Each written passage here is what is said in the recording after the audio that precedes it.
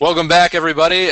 We apologize for this being the part 2 of our episode 7. We had some technical difficulties. Darn technology. But these things happen. Makes life easier, right? Exactly. Before we were interrupted by a connection failure, we were discussing some trade deadline deals, specifically for the Chicago Blackhawks. They just acquired Michael Handzus from the San Jose Sharks. I thought this was an interesting move for the Hawks to make. It does kind of make sense. I'm curious to see what exactly their role is going to be for him, because at his age at this point, he doesn't have quite the offense that he used to have anymore. He's definitely slowed down, but in spite of that, he still has some traits that can benefit the Hawks. Cheryl, what are your thoughts on what he can provide? He's still strong in the face-off circle, and that's been an issue for the Blackhawks this season. So I think what we're going to see him is use on the PK, use in the face-off circle. Probably not as much ice time, but there's a role for specialty players. So we'll see how he gets used. There's not a lot of okay, how can I say this? Okay, so people like to complain about players that don't play more than 5 minutes of ice time. Yes, that is something I've been guilty of doing that. The thing is, sometimes you have these, every team has them. There's no such thing as a perfect game where everybody, well, I'm not saying there's no such thing, but there's definitely some players who are role players that don't get as much time because they have a very specific role. I don't think there's anything wrong with that. I just, but you definitely don't want your stars to get tired either. But if you have somebody who can come in and who can play a really specific role that's very important to puck possession, there's not anything wrong with that either. Now, the way people talk about him, you'd think he's a pylon, but I would say until we see him on the ice with the other players that we can't really judge how he's going to fit into the chemistry of the team, Absolutely. And Slav, do you have your own thoughts about Handzus? I don't know how much you've seen him play recently, since you've been doing so much work with the Ice Hogs. But as far as what he can bring to the Hawks lineup, he does still have some benefits. Yeah, I mean he's got some familiarity. I think we mentioned this earlier. He's got familiarity with Hossa, so fitting in is not going to be an issue for a 36-year-old guy. He's going to come right in. He knows what his role is. Like she said, he'll be taking face-offs. He'll probably be on the PK. Won't be getting a ton of ice time. He hasn't played much for San Jose recently. He's been a healthy scratch a lot lately. I think his only points on the season are actually against the Blackhawks. So, maybe that's a good omen for them. But, like she said, depending on who you put him on a line with, there's a good possibility that he'll get some points and he'll be able to distribute the puck a little bit. I don't think he's going to come in here and try to take up too big of a role. He knows what his role is, win the face-offs, and probably get off the ice. Absolutely. And I think one of the reasons that I really like this move, the more I thought about it, was, you have some of the Hawks star players who do fill in those more role player functions. So obviously, like Jonathan Toews, as we know, is an all-around talent who pretty much does everything well. So, he will play the penalty kill, and this is a player that can kind of alleviate some of his ice time and give Toews, somebody like Toews, a little bit more time to play offense, in more of an offensive role, which is something you really need when you get into the playoffs, because as we know, some of these series can really take it out of the star players, if they're overextending themselves. So this is definitely, as far as a depth move goes, I agree. This is something that's going to help out the Hawks. I think, for sure. Obviously, with Bullock being sent back to Rockford, now it's him and Jamal Mayers. Who's going to be the one getting the ice time? Who's going to be the one, if they need a gritty guy who might be able to get into a fight? Handzus might be the healthy scratch that night. If they need the guy to kill off the penalties, spell somebody a little bit at center, take some face-offs, it'll be Handzus who's on the ice. So it'll be interesting to see how they use him and who they incorporate him with right off the bat. Yeah, I think that the flexibility that now we're past the trade deadline, so I think that the roster cap comes off. They brought Bolig back up. We'll see more. It's the same the way that they swap off Brookbank and Roosevelt.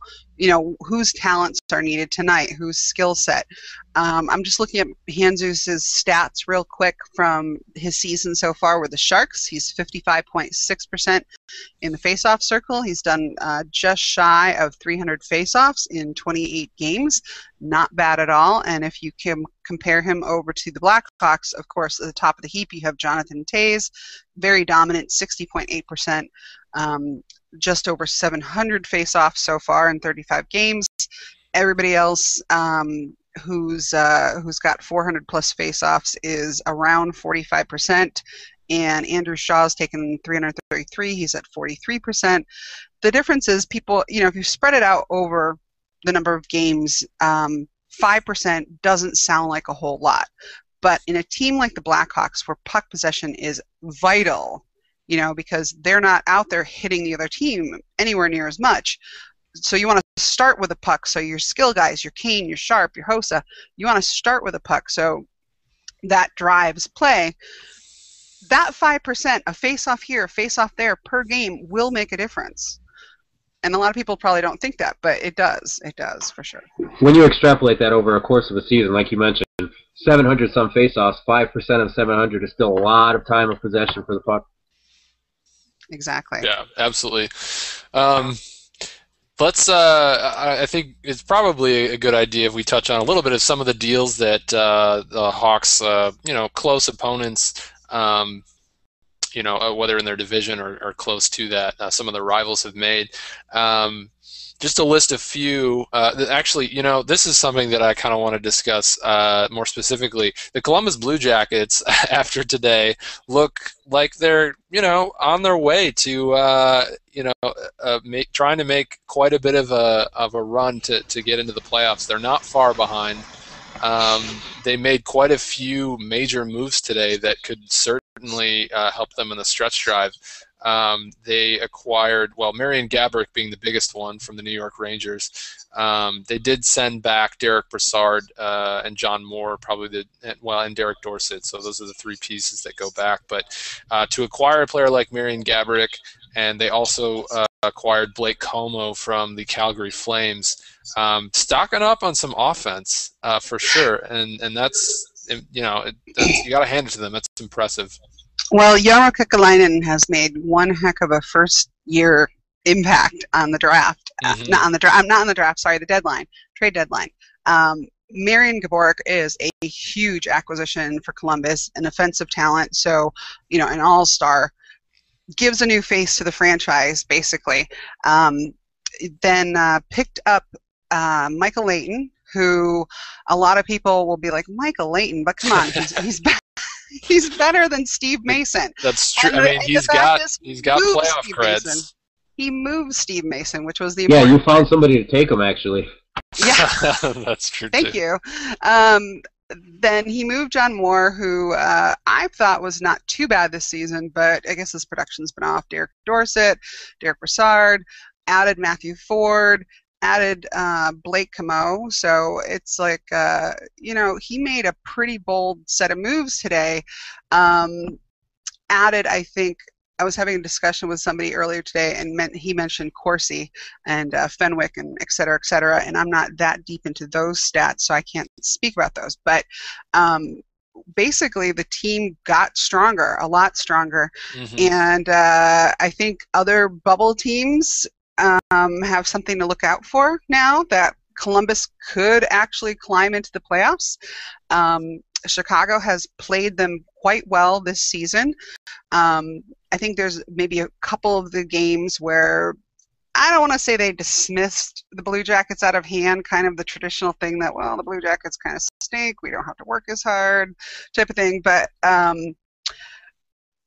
definitely if Chicago comes back up against the Blue Jackets, that they're going to have to play them just as hard as they've played any other Western opponent, because I think at this point the Blue Jackets have the very strong ability to surprise other teams. And so I am looking forward to seeing the first game where they get all these new acquisitions onto the ice and see what they can do, how they change the team. And I think having a dual pair of goalies that the team feels that they can rely on is going to make a difference. Bobrovsky has obviously been very strong in goal this season, but Leighton brings in playoff experience. He has been a good sport, would be the best way to put it. And not getting any playing time, yeah. For various teams over the past couple of years, he's been shuffled back and forth between the Flyers and Carolina, and he's stepped in when necessary. He hasn't been horrific, but he's not great, but he's solid. There's a reason he's still around. Yeah, he's still around. He's a journeyman goalie. He's been up and down to the AHL. He's still here. People are still keeping him in the NHL for a reason, because he is serviceable enough that he's there. Yeah, absolutely. And I would say it looks like, other than the Blue Jackets, really, in the Western Conference, not a lot of huge trades that sort of bring like incoming player. I mean, I guess you could. Well, Anaheim acquired Matthew Lombardi from the Coyotes, who have surprisingly become sellers this year after having such a strong team last year.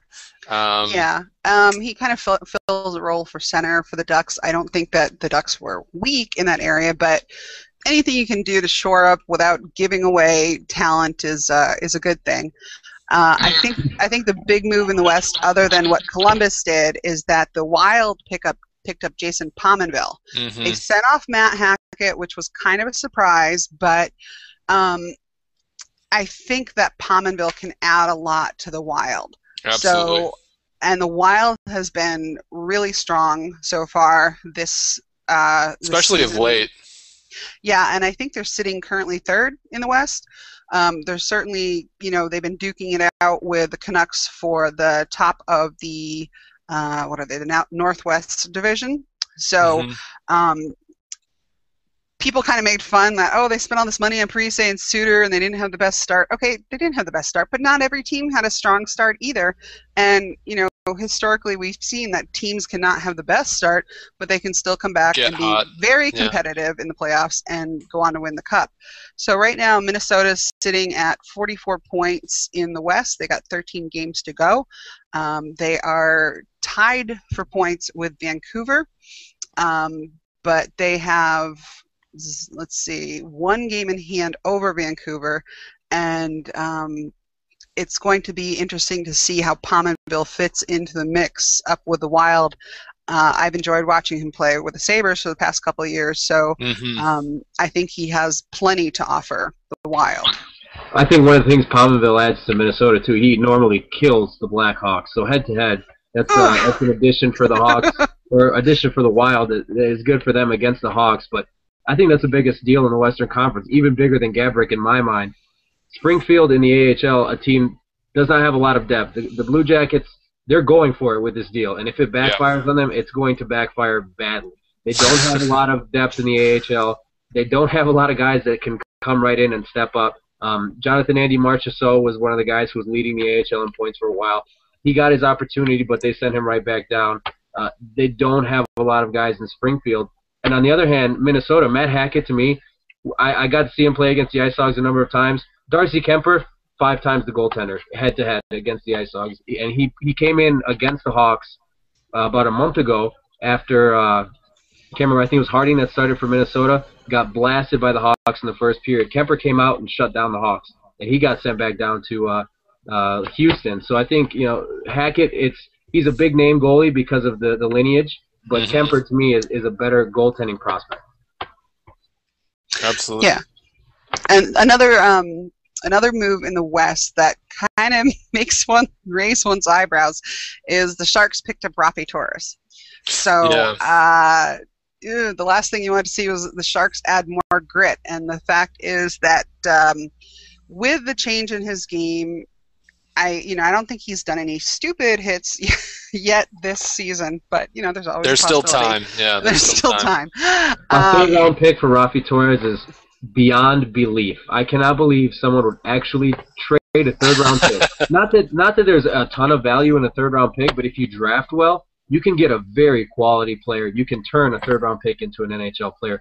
Andrew Shaw was a fifth-round pick. Brandon Saad was a second-round pick. How many guys got picked ahead of him?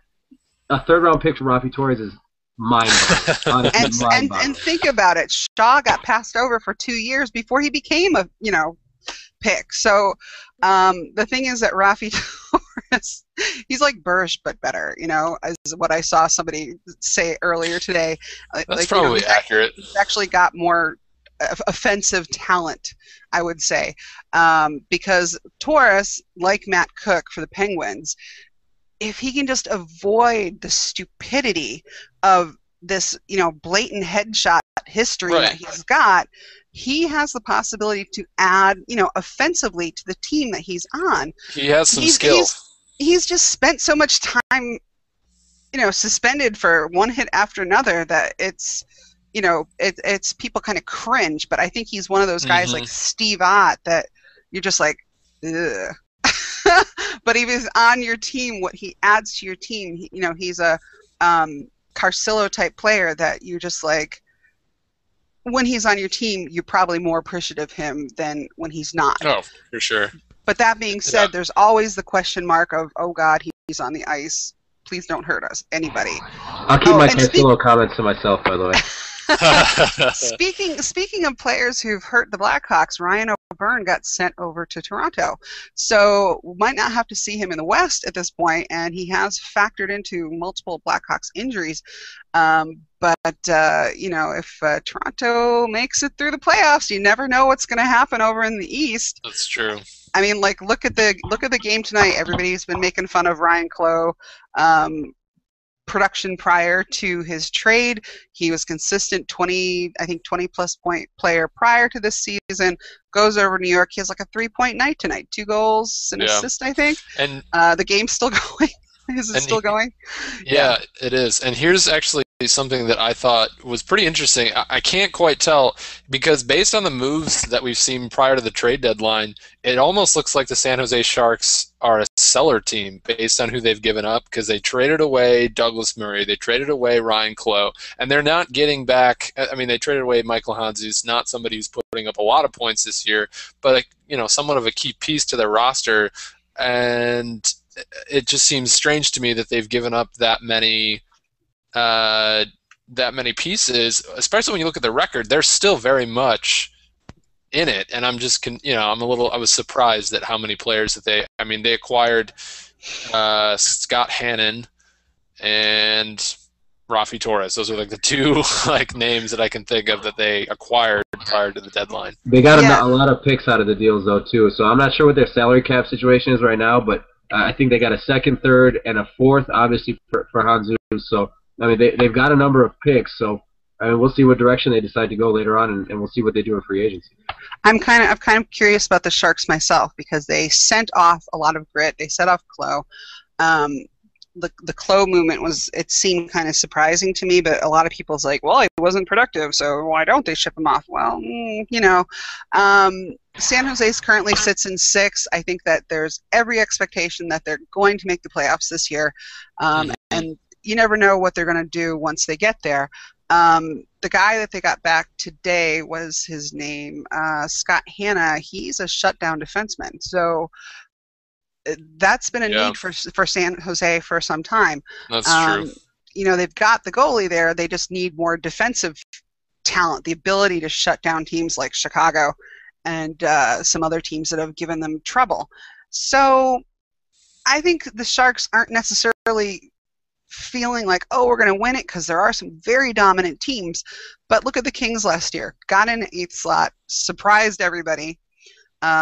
I don't feel like I felt too surprised, because I think the Kings 3-4 years ago were the Blackhawks were 3-4 years prior to the Cup, that you saw these guys come up through the system together. The Sharks, a lot of people talk about the window closing in San Jose.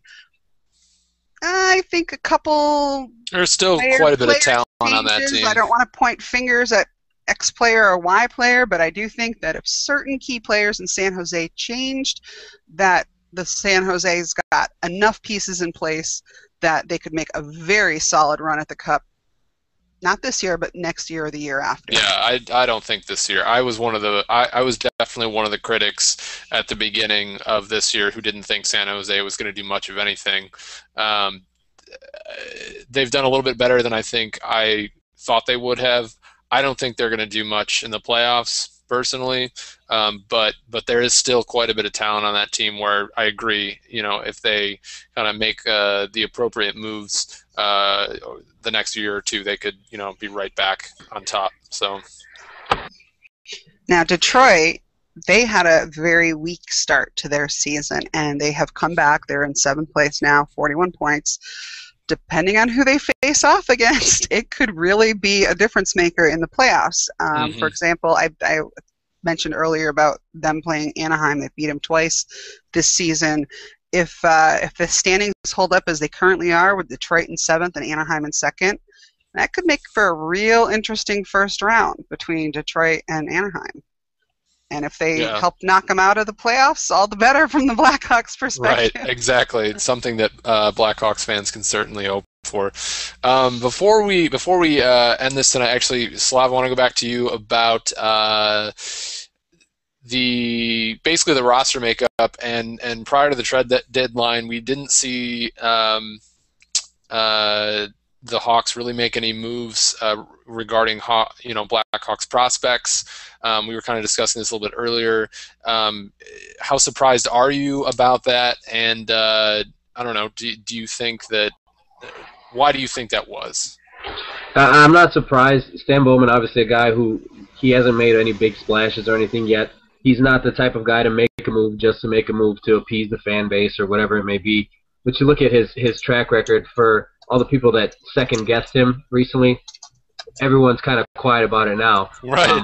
Oduya has turned out to be a solid addition. You could look at, a Montador or whatever it may be, but, right now the makeup of this team and the depth of this team is something that he certainly sees as a strong point. And, I was a little surprised that, with the depth that they have in Rockford and even in guys who have been, pushed down into the ECHL, I figured there would be some guys who are, on their last year of their entry-level contract that might get traded off. Maybe he just didn't find the right trade partner to find something that he wanted to add to the NHL squad. He gave up a 4th-round pick for Hanzus, and apparently to him that was good enough. There's guys like a Sean Malone, a Kyle Beach, they're on their last year of their contract. At one point, highly touted prospects, still very looked at highly of in the organization, but they get overpassed or overlooked because of the younger guys that are coming up. And, we talked about this a little bit. You got the Philippe Deneau, he just came up, Mark McNeil, 2 first-round picks, and now you're throwing them into the mix in Rockford. Where are you going to play all these guys? I figured there might be, I don't want to say some house cleaning, but there would be some guys that would get moved. They did move Rob Flick and Philippe Paradis. Paradis is a former first-round pick from Carolina, but with the Blackhawks organization, he kind of turned into more of a grinder-type player, a 3rd or 4th line guy. He was out there and completing his checks. Rob Flick, same type of deal, but just as a center position. So those were the 2 guys that they moved. Oddly enough, very good friends and roommates down in Rockford. So I'm surprised that there was not as much movement, but at the same time, Stan Bowman, he's earned the right to stand pat, and he trusts the depth in the organization, and certainly it showed right now. And the depth is really impressive when, people say, well, why don't we have so-and-so up in Chicago? Why isn't Morin up? Why isn't Peary up? Et cetera, et cetera. There's only so much room, and the team is clicking great. So it's like, why are you going to throw somebody in there just to randomly call them up? And we talked in the first half of the broadcast about people being so anxious to be like, oh, why is this guy here? Why is this guy still here? And you can't have every player be a Kane and a Taze. You need the grit. You need the different role-playing guys because every guy can't do it all. And I think people need to go out and watch more Rockford Ice Hogs games so that they can appreciate the depth that's in the organization and understand and know the players better than people do. I think sometimes people hear about a player, a prospect, very highly touted, and so that name comes up again and again. Like people say, well, what about Beach? What about Beach? Well, Beach has never quite shown the offensive touch that he's shown down in the lower leagues. He's had stretches where he's certainly put up some points, but what's he best known for? Dropping the gloves. So he's an agitator, and that's part of his game. And he was at like 140 penalty minutes in January or maybe early February, and since then he's only got like about 30 that he's racked up. He's really toned it down. He's smarter over the last few months. I don't know if this is something that he realized he needed to fix. He's gotten more mature on the ice. There's no doubt about that compared to where he was even at the beginning of this season. He's got a really good offensive game. People kind of underestimate his offensive talent because of the role or because of the agitator, or he fights a lot, whatever it is. That's part of his game. I mean, honestly, last year Kyle Beach, before getting hurt, was on fire. And there's a very good realistic possibility that if Kyle Beach doesn't get hurt last year, Shawfax never happens, because Kyle Beach probably would have been the guy who gets that call. Yeah, he was looking good before the injury. You mentioned the penalty minutes, and that's one quick thing I want to touch on. I was just looking at the stats in the AHL yesterday in the standings, and I was really impressed by the penalty minutes for the Ice Hogs. Why do you think that the Ice Hogs, rack up so many penalties? Is it a penchant for fighting? We've seen some pretty big line brawls over the past couple seasons, or what do you think it is down there? The part of it is the nature of the league. You play a team 12 times in one season. Milwaukee was the team that they got into the brawl with last season. Grand Rapids, who they played 8 times this year, was the team they got into the brawl with on Pink in the Rink night this year. You play these teams a lot. Chicago, obviously a very heated rivalry. These things are going to happen. Guys get to know each other very well, sometimes too well, and fights like that are going to happen. It's not that I wouldn't call, you can call me a homer or whatever. The Ice Hogs are not a dirty team. Yeah, they can make a boneheaded mistake or two here and there, but these are a lot of 19, 20, 21-year-old kids. I mean, they're not mature yet, really, and this happens all around the league. The Ice Hogs, they've had a penchant for it over the last couple of years, and it's unfortunate that they kind of get looked down upon for that. But they're a feisty team. They're a high-energy team. They're a team that's going to complete their checks, and that bugs a lot of people. They crash the net hard. Kyle Beach is one of those guys, and Kyle Beach, part of his game is chirping players on the ice, and he does it well. He gets in the guy's head. It may not show, in that same game. You might chirp somebody that first time, but when you play a team 12 times, sometimes those emotions are going to boil over, and a lot of the times it's helped the Ice Hogs this season. People just don't realize it. A game in Chicago a few weeks back, he drew like 4 penalties in one game against the Wolves. I mean, he's done a really phenomenal job, and I'm a big Kyle Beach fan. I really hope he gets a shot because he's got a lot of talent, and when he's got his head straight, he has the ability to agitate everyone on the other team and then come out on the next shift and snipe one top shelf past any goalie. Yeah, he's definitely a good agitator. I've seen him drop plenty of penalties for sure, and I've definitely seen a change in him over the past couple of seasons in terms of how much he gets into fights, and that you're seeing times where guys are actually challenging him, and he's actually kind of skating away from it, like, no, man, sorry. And it's nice to see that change. The question is, do you think the Blackhawks will re-sign him back to the Ice Hogs, or what they'll do with him? That's the question of the hour right now. If you're Kyle Beach, Sean Lalonde, another guy, his contract is up this year. I'm not sure if Stanton or Peary. I think one of those two might have their deal up after this season as well. So, I mean, with as much depth as they do have right now, and the number of draft picks that they have that could be joining the mix in Rockford this year or next year, I mean, it's a bit of a logjam, which is part of the reason why I was surprised that there were not as many moves made with the Ice Hogs. But again, the depth of the organization, it shows a lot, and I certainly hope they do re-sign Kyle Beach. And I know he likes being in the Blackhawks organization. I'd love to see him get his chance. Yeah, for sure. All right. Before we end this show tonight, despite all of the excitement we've had with some technical issues, let's do some quick predictions from each of us just on the Hawks' upcoming games. Sure, I believe we said St. Louis and then the home and home with Nashville. Is that right? Yes. All right, the games ahead, yeah, Blues, Predators back-to-back, and then Wild and Red Wings after that. So what do you think with those upcoming 3 games here? What you think the Hawks can extend the success they've had as of late?